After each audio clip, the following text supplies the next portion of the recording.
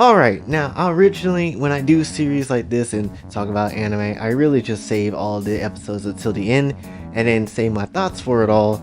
And then I come out and say, alright, this is my versus, this is what I thought of the series, this is what we're gonna do here. But I'm not gonna do it for this case because this show is very different from other regular anime that you see, mainly because it's on some interspecies type of reviewer type of thing, and if I knew about interspecies reviewer and how it was, I would have 100% done the same style of thing I would have done for this one. So what we're going to do is go over every single episode as they come out, and pretty much I'll get my thoughts on it and talk to you about what I noticed and what I think should happen, or what am I predicting. There's already a bunch of things I want to bring out, so let's go ahead and get this underway. So first of all, when it comes to the episode itself, it was relatively fun. I actually liked the episode. I was happy that we got a lolly character in there, and the fact that she can fight, that just boosts us another couple of points for me. Honestly, that's absolutely perfect.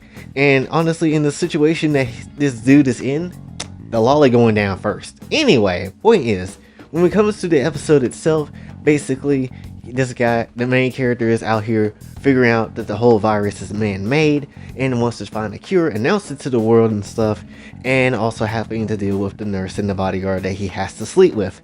You know, that's pretty much straight from the manga, honestly, and it's correct in the, you know, scenes that is represented. All the scenes that it showed was correct, and it's fine. There's a few just slight bit differences in how it was presented, but everything else is just relatively fine. But then you realize how much they skipped over when it comes to certain elements of the story, or at least certain things that they showed.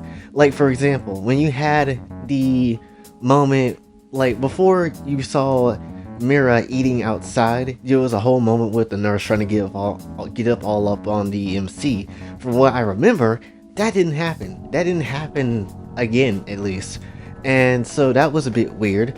And there was more scenes that was skipped over, or at least cut out.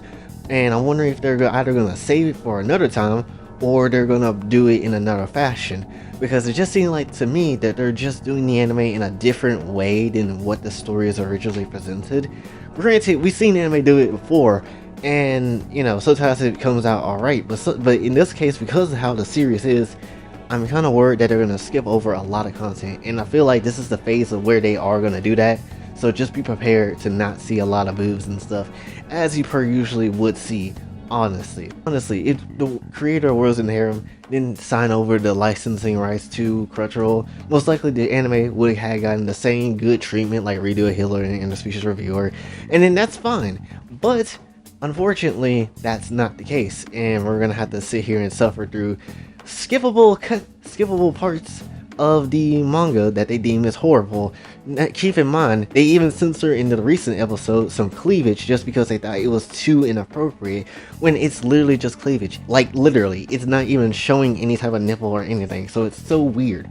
So definitely, you already know Crunchyroll is about to be sticking up a broomstick up the creator's ass, just so they could try to make this thing their own and try to do what they can as per Crunchyroll rules. Just to give you a quick example for skip content, for example, when the MC was doing their press conference across the world and telling that he was going to make a cure for the virus, they ended up skipping so much stuff after that, even though it's just a little bit irrelevant, but they still did some things out of order, and it's so weird how they did it. It really is, honestly.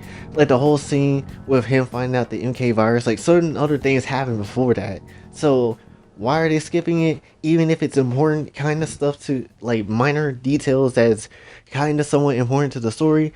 I am not really sure why they do that. Most likely, again, just to skip some things that they just don't want to feel like dealing with. So it's annoying as is. I'm surprised Crunchyroll, honestly, again, as I said before, I think I said this before, but Crunchyroll is probably going to try to take as many of these Ecchi series, get them licensed, and try to pay the studios and stuff, just so they can get these licenses and just ruin the rest of the anime, just so they don't have to, you know, just so they can try to ruin the ecchi genre of anime. That's what I'm really thinking Crunchyroll is trying to do. Literally find up all the licenses for all these ecchi series, ruin the scenes where it does have a lot of good content in it, and then just try to push it out like, oh, it's official, authentic version of the series when it's not. They skip stuff just because they wanted to skip stuff. That's just how it is, honestly, and that's because Crunchyroll is run by a bunch of assholes. So you know how it goes. But definitely the manga does have skip content, so most likely it's all over the place, so you can pretty much pick and choose what you do have and what you don't have. And if there is a scene where Sue gets naked, oh, you can best believe Crunchyroll is gonna take that out completely. Best believe. So yeah, when it comes to skippable content and when it comes to comparisons to the manga, highly recommend that you keep track of both of these, because there's going to be some skip content that you're not going to see, and it's just weird, because the time when he did the press conference, I think they already met like a member of the UW, so I don't know what the hell's going on with the production of the anime. Again, it's all very weird, and it's just another thing with Crunchyroll plotting some nonsense. Now, when it comes to prediction, because I haven't read that much of the story, or even know the ending of the story, honestly, if there is an ending. But from what I'm going to assume, I'm going to think that Elisa is the one that created the man-made virus, and I'm going to be the one also thinking that that's her clone.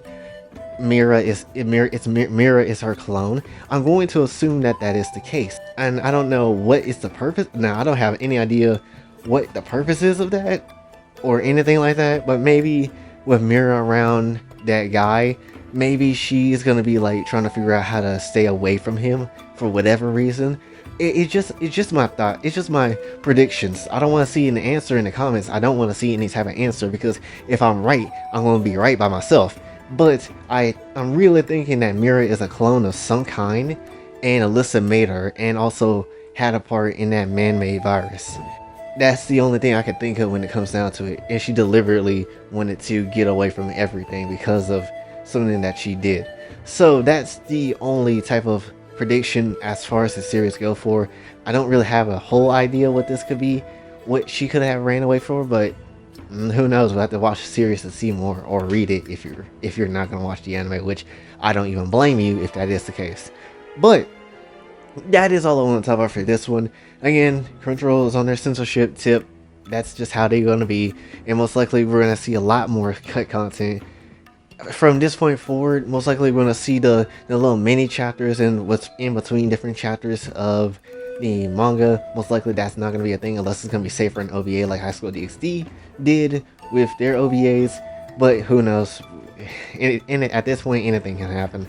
But yeah, definitely keep an eye out on these scenes and keep an eye out on the comparisons, because there are definitely some major stuff going on here. But that's pretty much all I want to talk to you for this one, so hopefully you did enjoy. If you did, be sure to like, share, subscribe, hit the bell notification on your way out. Also follow me on Twitter to talk and let the donate to the channel. Patreon and Ko-Fi is available as well. And until then, this is your boy Jay, signing off. Have a blessed day. Baby, say my name as if you got a fucking clue. Always caught up in the moment, not condoning what I do. I've been messing with my chemistry to find the better me, putting thoughts up on the page in hopes that you could get to me. Been this way since legit, my brain couldn't quit. Running from my issues, roll the pain in a spliff, fade away every hit. Nobody needed me, too afraid to commit.